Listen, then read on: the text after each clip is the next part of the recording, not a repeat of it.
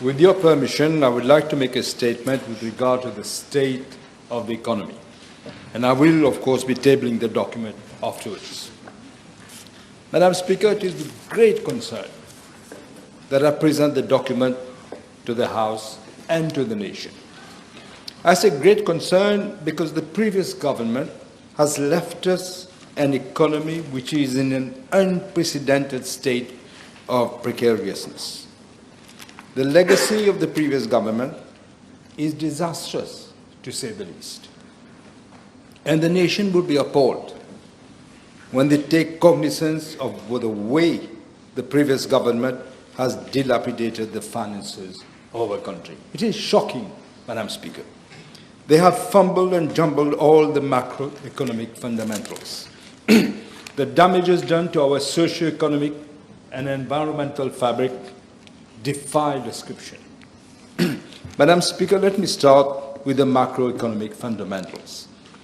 Firstly, they have grossly exaggerated the GDP growth rates to fool the population into believing that there is an economic boom. There is no such economic boom. In fact, it is the very opposite of what they have said. It is now obvious that this was but a very dangerous political gimmick that eventually sealed the fate. A reassessment of the national accounts by Statistics Mauritius has resulted in a downward revision in GDP figures for every year since 2022. These downward revisions were more pronounced in 2023 and 2024. The nominal GDP for 2023 has been reduced by close to 22 billion rupees, 22 milliards, Madame la Présidente. Compared to data published in September 2024, therefore in real terms, the downward revision is 1.4%, which is a lot. Similarly, the forecast for nominal GDP for 2024 has been reduced by more than 36 billion rupees, 36 milliards. I don't know if members realize what all these figures mean. To arrive at these inflated figures, it appears that the growth of the construction industry in particular was deliberately overestimated. Indeed, the new assessment by Statistics Mauritius indicates that GDP growth was deliberately exaggerated by intimating that the construction industry would grow by 37.4% in 2023 and 38.8% in 2024, as published in September 2024. These figures were manifestly overstated. I'm putting it mildly. Statistics Mauritius has significantly lowered these growth rates to 21.3% and 25%, respectively. The previous government, Madam Speaker, has been boasting of high GDP growth rates in recent years. Let me stress that these GDP growth rate post-COVID is a normal process of post-COVID recovery, and in no way reflects any kind of new dynamism in the economy. In fact, Mauritius has taken more time than its peers to recover from the COVID-related recession. In 2023, the GDP in US dollars for Mauritius was still below its pre-pandemic level. Secondly, investment in our economy has been on a declining trend as a percentage of GDP during the past 10 years.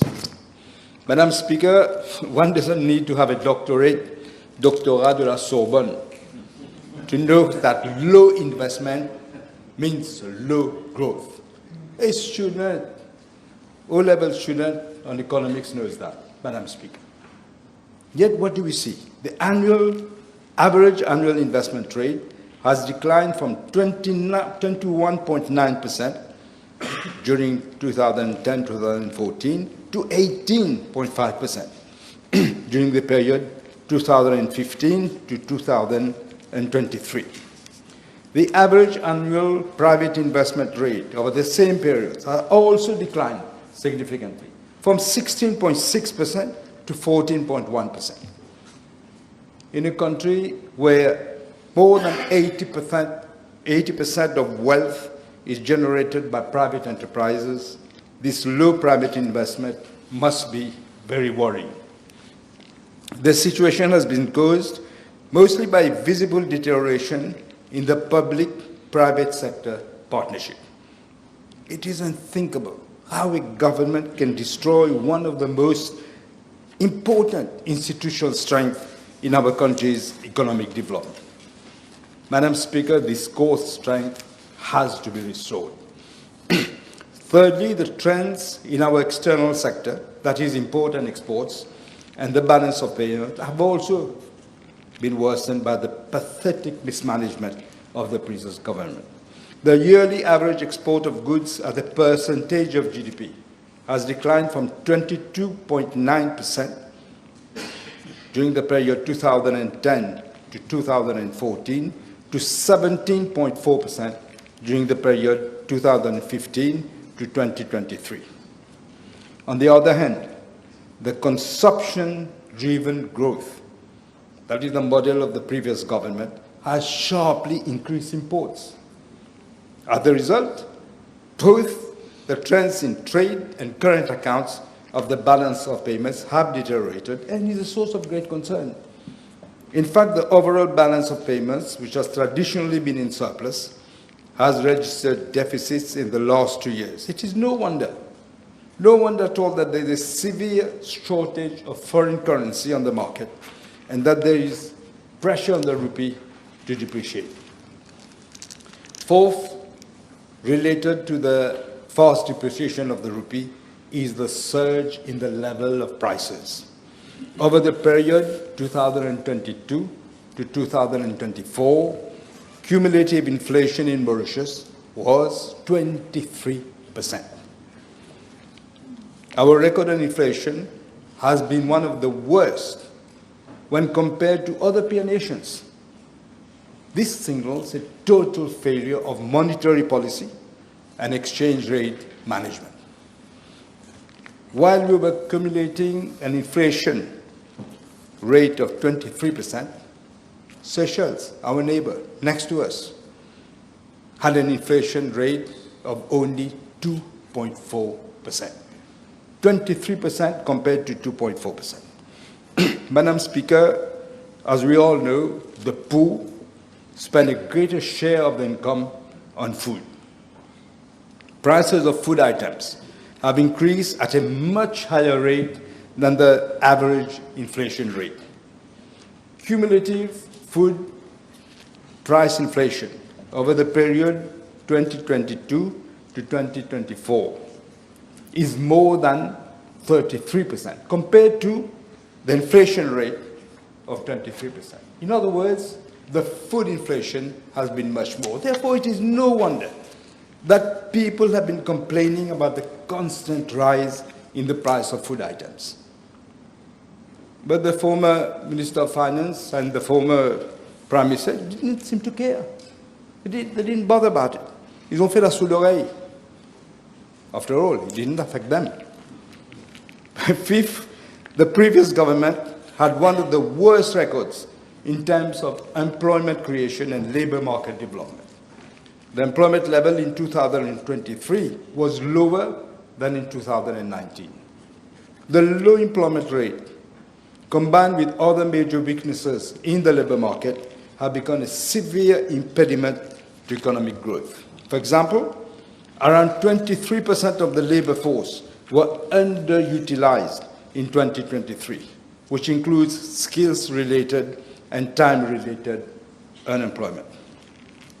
Moreover, only about 20% of our labor force has post-education, secondary education. There is a persistent skills mismatch on the labor market, and employers keep complaining about labor shortages in spite of the relatively high unemployment rate. Madam Speaker, our predicament does not end here. Six, The state of public finances have never been as disastrous and shaky as it is now. The previous government has literally dilapidated all the fiscal space of this country. There is absolutely no room for maneuver. This is the legacy of the previous government. They have practiced a policy of terre, brûlée. As the French saying goes, Madam Speaker, après moi, le déluge. The budget deficit and the public sector debt figures were largely understated. They're in fact much higher than the population was made to believe. As regards the budget deficit for the fiscal year 2023-24, the revenue was overestimated by 13.8 billion rupees. 13.8. Deliberately, this was done to deliberately reduce the deficit. Yes, 13.8 billion. And after thorough analysis of the figures, the actual budget deficit for 2023-24 turned out to be much higher at 5.7% of GDP instead of 3.9%. I hope people realize we're talking about percentage of high figures. 1.8% means a lot. For this fiscal year, that is 2024-2025, revenue has been overestimated by 16.7 billion rupees. On the one hand, while expenditure has been underestimated by 5 billion rupees. As a result, the deficit would increase by 21.7 billion rupees. The budget deficit as a percentage of GDP is expected to be 6.7% compared to the budget target, which was 3.4%. Even worse, Madam Speaker, the borrowing requirements of government is going through the roof. And we know that in the present context, borrowing requirement is the most relevant indicator of sound public finances because it impacts directly on government debt. The updated borrowing requirements of government works out to be 59.6 billion rupees instead of 38 billion rupees estimated in the budget. In other words, a difference of 21.6 billion rupees, underestimated. I must point out, Madam Speaker, that these figures are on a no policy change. We're not talking about the 14 months, not talking about fuel prices, not talking about bonuses. This is as it is now, without any policy change. The seventh, and by far the biggest blunder of the previous government, is a huge amount of debt it has accumulated through reckless expenditure on white elephant projects, with obvious sinister motives of lining the pockets of the well-known cronies. Madam Speaker, I would like to point out that when I was in office in 2014, the public sector debt ratio was under 60%. In fact, it was 59.5%. Today, it is well above 80%. This is above the statutory limit that the previous government itself had targeted. Updated data, in fact, shows that at the end of June 2024, the public debt ratio stood at 83.4%, well above 80%. Mauritian parents and grandparents have always seen to it that the responsibility is to ensure to their children and grandchildren is to give them the best start possible in life. That's what parents and grandparents do. Yet what has the previous government done? It has been piling national debt on the shoulders of the newborn babies. Indeed, over the last 10 years, the previous government has added, believe it or not, 321 billion rupees to public sector debt. That is an average of 32 billion rupees per year, which means every newborn has a debt of about 500,000 rupees as soon as he or she is born. Indeed, in the increase in debt, there are 26.9 billion rupees that the previous government has had to pay as compensation in relation to BAI, Betamax, and Newtown cases. 19.8 billion rupees resulting from the deliberate depreciation of the rupee. Madam Speaker, our fiscal space has been totally constricted.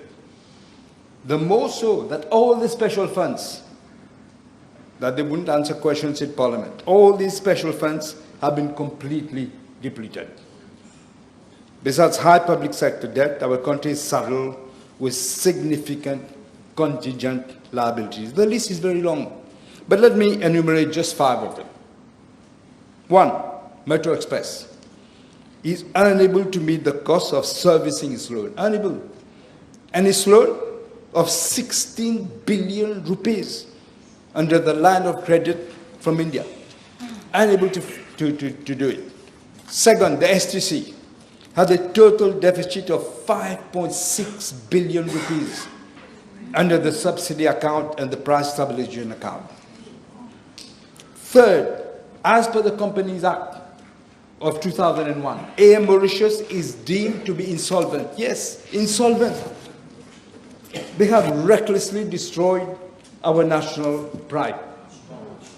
Insolvent. Fourth, Madam Speaker, the Wastewater Management Authority is unable to pay its debt. Unable. It is already in arrears 2.2 billion rupees. And it has, on top of that, outstanding loans of 3.5 billion rupees. Fifth, the Mauritius Post Limited, the Casinos of Mauritius, the National Property Fund, CW and CEB, all of them are in deep financial stress. Furthermore, the statutory bodies defined pension funds have an actuarial deficit of 47 billion rupees. I can assure the House, and the nation, yes, unbelievable, but I can assure the House, Madam Speaker, and the nation that we will bring down the public sector debt to a more sustainable and manageable level. And we will do so not only to balance the book or fix the figures, but most importantly, to relieve our children and grandchildren from the burden of debt imposed on them by the previous government. It is a despicable act on future generations. It is a despicable crime. It borders, ils ont hypothéqué l'avenir de nos jeunes. Totalement. Madam Speaker, our endeavor to deal with the catastrophic legacy inherited from the previous government will be pursued amidst a number of challenges. The most pressing challenges are climate change, the demographic trends, labor market constraints, resource repurposing, restoring the social partnership between government, civil society, unions, and the private sector, educational reforms, which have already started, social upliftment, and institutional reconstruction. Madam Speaker, let me end by giving the assurance to the population that this government will turn around the situation and secure a better future for all and for the next generation as well. The top of our priority will be to implement a credible medium-term fiscal consolidation plan. Our aim is to significantly reduce debt and contingent liabilities so as to minimize the risk to our debt sustainability and ensure medium-term macroeconomic stability. We will rebuild the fiscal space while safeguarding critical social spending to protect the most vulnerable. The plan will also be towards growth promotion. The more we produce, the more we can share. Madam Speaker, if we want to reclaim fiscal serenity, we need to aim at a primary fiscal balance and pave a pathway to debt ratio of about 60% of GDP. It will be a tough challenge, not only for government, but for the entire nation. It's a challenge. But we have done it before. We can do it again. Madam Speaker, we're not going to go it alone. We will have to work with development partners, international institutions, and friendly countries. Let me reiterate that the previous government has fumbled and jumbled the economic fundamentals. Their mismanagement of the economy and the falsifying of figures have been an unmitigated disaster for our country. It borders on criminal negligence. It borders on that. The incompetence and irresponsibility are baffling, difficult to understand. They have been practicing voodoo economics. That's what they've been doing, voodoo economics. And they should be made to answer for the misdeeds.